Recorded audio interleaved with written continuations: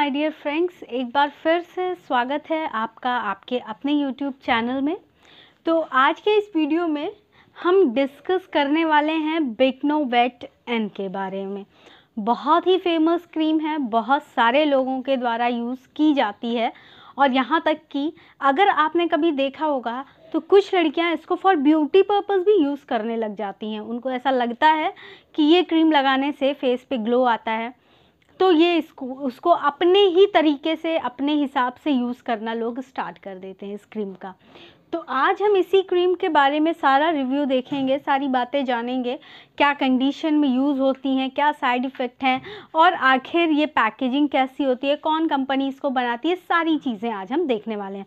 तो फ्रेंड्स, तो for your knowledge आपके लिए मैंने ये क्रीम मार्केट से परचेज़ करके रखी है। आपको दिख रहा होगा, ये है बेक्नोवेट एन के नाम से और इसमें है बीटामेथासोन वैलेरेट और नियोमाइसिन और ये एक क्रीम है। अब आप देखिए, आप देख सकते हैं ये एक क्रीम है, यहाँ पे दिख रहा होगा आपको, ये एक क्रीम है। तो अब आपके दिमाग में पहला सवाल आएगा कि ऑइंटमेंट होती है और क्रीम है, तो ये क्रीम है तो इसका क्या मतलब है। तो देखिए, क्रीम जो होती है उसको हम मॉइस्ट सरफेस पे भी यूज़ कर सकते हैं, थोड़ी सी नमी वाली जगह पे भी हम क्रीम का इस्तेमाल कर सकते हैं। जबकि जो ऑइंटमेंट होती है वो ड्राई और स्केली पैचेस के लिए होती है, यानी कि सूखा हुआ कुछ हो या फिर ड्राई और स्केली सरफेस हो, वहाँ पे हम ऑइंटमेंट का यूज़ करते हैं। ठीक है, अब मैं आपको दिखा देती हूँ कि ये जो है, इस क्रीम को नाम दिया गया है बेक्नोवेट एन और ये 25 ग्राम की है, 25 ग्राम की। ठीक है, अब मैं इसके मैन्युफैक्चरर के बारे में बात कर लेती हूँ। तो इसका मैन्युफैक्चरिंग किया है ग्लैक्सोस्मिथक्लाइन फार्मास्यूटिकल्स लिमिटेड ने, ग्लैक्सोस्मिथक्लाइन फार्मास्यूटिकल्स लिमिटेड में ने। और इसकी अगर मैंने पहले भी बता दिया है आपको कि जब भी आप दवा परचेज़ करेंगे आप दो चीज़ें ध्यान से देखेंगे। देखिए, बहुत सारे व्यूअर्स हैं जो मेडिकल ग्राउंड से नहीं भी हैं, तो उनके लिए मैं इस चीज़ को हमेशा बताती हूँ कि आप हमेशा दो चीज़ें देखेंगे, एक एक्सपायरी और एक मैन्युफैक्चरिंग। ठीक है, फिर आपको इसकी एक्सपायरी और मैन्युफैक्चरिंग जनरली यहाँ पर लिखी हुई दिखेगी इस साइड पर। इसका आप देख सकते हैं कि इसका जो मैन्युफैक्चरिंग डेट है जून 2021 है एंड एक्सपायरी इज़ नवंबर 22। ठीक है, और ये क्रीम जो है it comes on the cost of 45 rupees 75 पैसे में इस क्रीम की ये कॉस्ट है। अब इस क्रीम में साफ साफ प्रिकॉशंस या कॉशंस या वार्निंग दी गई हैं कि it is a schedule H prescription drug. Schedule H लाल पट्टी में आप देख सकते हैं लिखी रहती है। शेड्यूल एच मतलब ही होता है वो दवाइयाँ जो बिना प्रिस्क्रिप्शन के नहीं ली जानी हैं। तो कैसे लोग बिना प्रिस्क्रिप्शन के इसको यूज़ कर सकते हैं जब यहाँ रेग लेबल साफ साफ लिखा हुआ है। ठीक है, ये पहला है। फिर यहाँ साफ साफ लिखा है it is for external use only. Of course external he use करते हैं लोग इसको। फिर उसके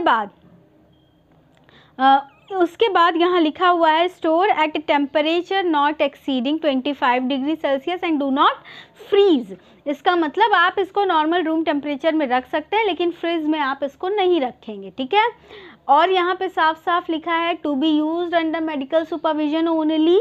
तो जो लोग बिना मेडिकल सुपरविजन के ले रहे हैं, बिना डॉक्टर की सलाह के ले रहे हैं, उनको मैं सजेशन देना चाहूँगी कि बिना डॉक्टर की सलाह के प्लीज़ आप कोई भी दवा ना लें। फिर उसके बाद keep out of the reach of children. ठीक है, बच्चों से इसे दूर रखना है।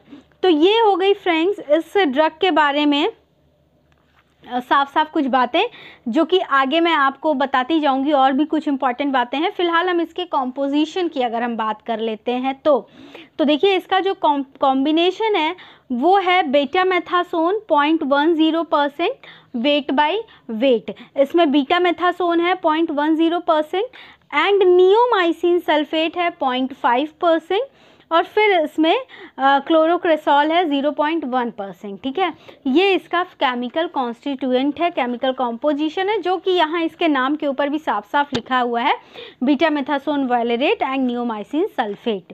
तो अब देखें कि अब हम ये देख लेते हैं कि इसको किस किस स्किन कंडीशन के लिए दिया जाना है। ठीक है, तो देखिए, सबसे पहले कि ये उस कंडीशन में दिया जाती है इस मेडिसिन को जहाँ पे ये लगता है कि एक बैक्टीरियल इन्फेक्शन तो है ही, तो दूसरा संग में हो सकता है इसकी वजह से, उस पहले इन्फेक्शन की वजह से। तो मैंने यहाँ लिखा है साफ साफ कि या तो दूसरा बैक्टीरियल इन्फेक्शन प्रेजेंट है या फिर वो आगे चल के हो सकता है। तो ऐसी कंडीशन में इसको देना है। ऐसी कौन कौन सी कंडीशन है? सोरियासिस है, एटोपिक डर्मेटाइटिस, इरिटेंट डर्मेटाइटिस, किसी इरिटेंट केमिकल की वजह से डर्मेटाइटिस या स्किन का इन्फ्लेमेशन हो रहा है डर्मल लेयर का, इंसेक्ट बाइट रिएक्शन, किसी इंसेक्ट ने काट लिया उसके बाद जो स्किन पे रिएक्शन शो हो रही हैं उसके लिए। फिर प्रिकली हीट। प्रिकली हीट क्या होता है फ्रेंड्स? प्रिकली हीट स्किन की वो कंडीशन होती है जिसमें स्वेट ग्लैंड पूरी तरह से ब्लॉक हो जाती हैं और स्वेट को स्किन के नीचे होल्ड करती हैं, तो that is prickly heat. That is next है ओटाइटिस एक्सटर्ना। ओटाइटिस एक्सटर्ना मतलब कि ईयर के आउटर साइड में इन्फेक्शन होता है, तो अगर डीप पेनिट्रेशन है ईयर ड्रम से तो इस क्रीम को यूज़ नहीं करना है, ठीक है। फिर न्यूमेमुलर डर्मेटाइटिस। न्यूमेमुलर डर्मेटाइटिस क्या होता है? इसमें कॉइन शेप का इन्फेक्शन स्किन पर हो जाता है। फिर है प्रोराइगो नोडुलरिस। तो इसमें क्या इची रैशेस होते हैं जो कि खुजलाते हैं, आर्म्स में, लेग्स में ऐसे रैशेस पड़ जाते हैं। फिर लाइकन प्लेनस। लाइकन प्लेनस में क्या होता है? Inflammation of skin and mucous membrane का, ठीक है। फिर next is the genital intertrigo. Genital intertrigo ऐसा इन्फेक्शन होता है जो स्किन की जो फोल्ड्स होती हैं वहाँ पर होता है। फीमेल्स की अगर मैं बात करूँ तो ब्रेस्ट के ठीक नीचे वाले पोर्शन में हो सकता है, आर्म्स के नीचे हो सकता है, जहाँ भी फोल्ड है स्किन का वहाँ पे ये इन्फेक्शन हो सकता है, ठीक है। तो जेनाइटल एरिया में भी हो सकता है ये एंटरटिगो। नेक्स्ट ओटाइटिस एक्सटर्ना मैंने आपको पहले ही बता दिया, ठीक है। अब मैं इसकी बात करने वाली हूँ कि इसके कुछ वार्निंग्स हैं, ठीक है।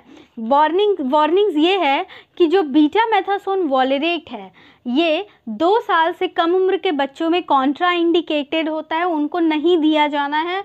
और नियोमाइसिन सल्फेट की एक टेंडेंसी है कि ये ओटोटॉक्सिसिटी और नेफ्रोटॉक्सिसिटी। ओटो मतलब अगर ईयर ड्रम के पास ये दवा लगाते हैं आप, ऐसा पेनिट्रेशन है कहीं इन्फेक्शन का और आप वहाँ तक लेके जाते हैं तो ओटोटॉक्सिसिटी हो सकती है।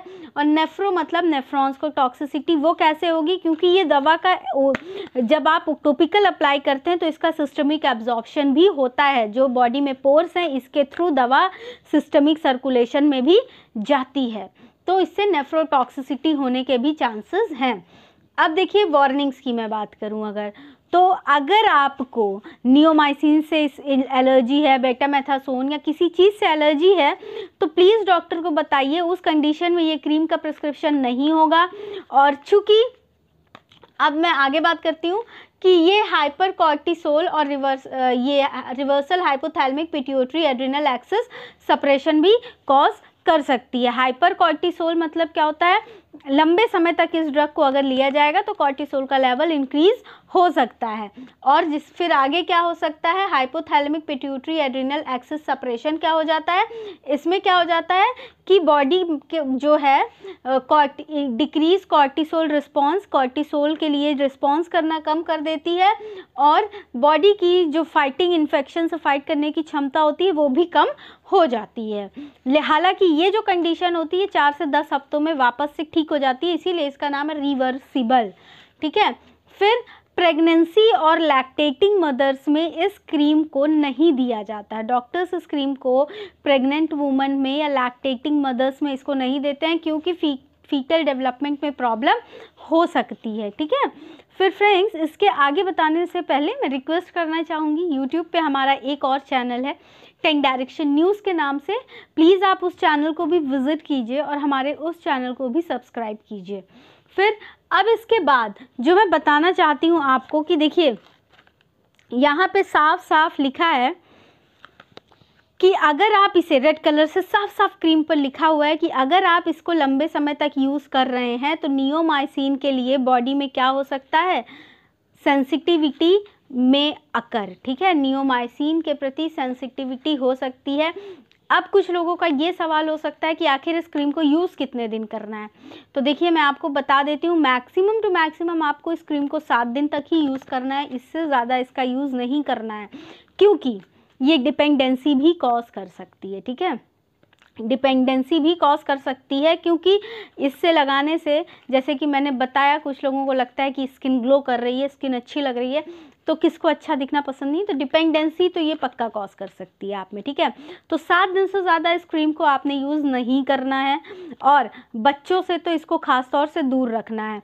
अब आपका अगला सवाल हो सकता है कि अगर आँखों पे अप्लाई कर लिया तो मैं आपको बता दूं, आँखों पे आईलिड्स पे आपने अप्लाई किया तो इट्स ओके, लेकिन ध्यान देना है कि आँखों के अंदर ये क्रीम नहीं पहुंचनी है, ठीक है।